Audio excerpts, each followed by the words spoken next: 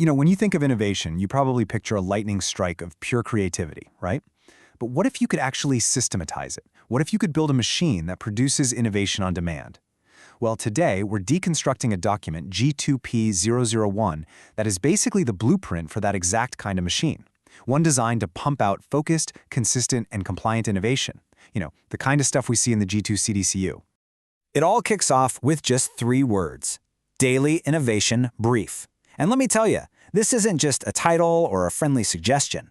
According to the policy we're looking at, G2P001, this exact phrase is a trigger. It's a command that sets a very specific and pretty complex process into motion.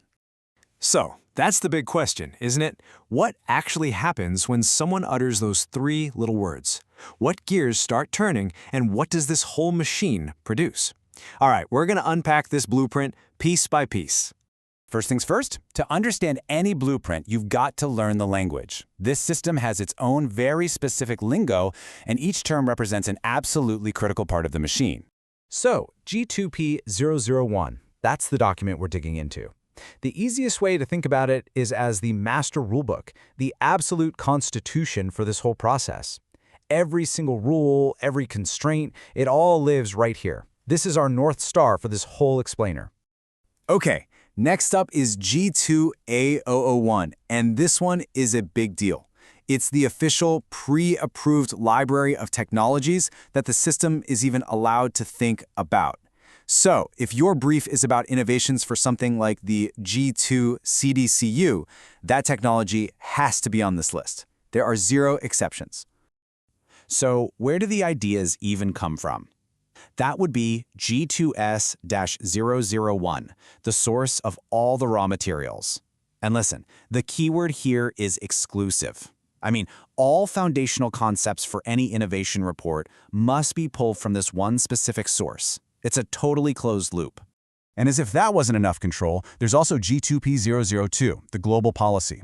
This is an even higher authority, a set of regulations that our main blueprint, G2P001, also has to obey. So you've got your rules, and then you've got another set of rules that govern those rules. It's layers and layers of control. Okay, so we've met the key players, we know the components, but what is the actual mission here? What is this machine even designed to create? The answer is a single core asset innovation report. And this report, it has to be built on 3 core pillars. First, you summarize the key innovations on just one single asset. Second, you have to elaborate on the benefits, like why does this even matter? What's the value here? And third, you don't just stop with the idea, you have to create a detailed plan to produce media about it. And we're not talking about some vague plan here. The policy spells out exactly what needs to be created: an audio podcast, an infographic, and a full-blown cinematic video.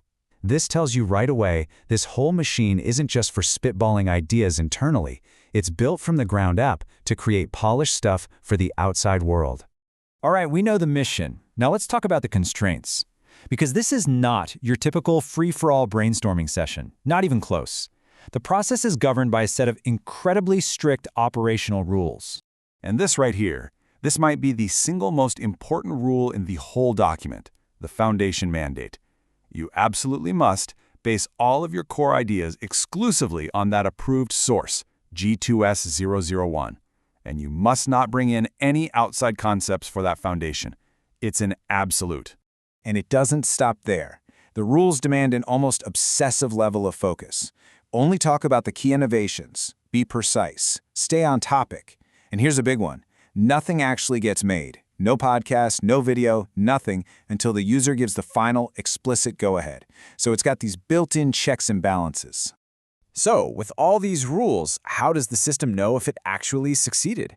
Well, it's not left up to chance or someone's opinion.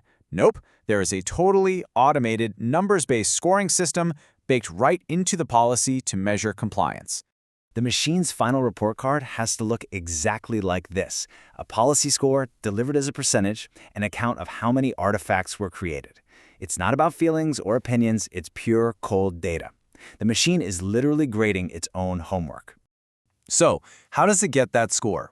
Well, it's broken down into 4 pillars, and each one is worth exactly 25%. Did you make the report? Yep, that's 25%. Was it focused on the right stuff? Bam, another 25%. Was it based on the approved foundation? 25%. And did you follow all the other little rules? There's your final 25%. And here is the real kicker. You cannot get partial credit.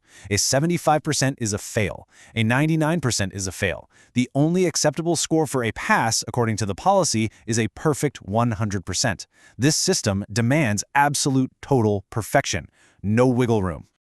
So, okay, let's just step back and look at the big picture for a second. After seeing all of these rules and definitions and scoring mechanics, you have to ask the question, why? Why on earth would you build such an incredibly rigid system for something like innovation? And really, it all comes down to one word: control. This isn't just a policy to guide people. It is a literal blueprint for an automated process. It's engineered to take human error, human variability, right out of the equation. It's all about guaranteeing that every single thing it produces is perfectly focused, consistent, and 100% compliant with the bigger strategy.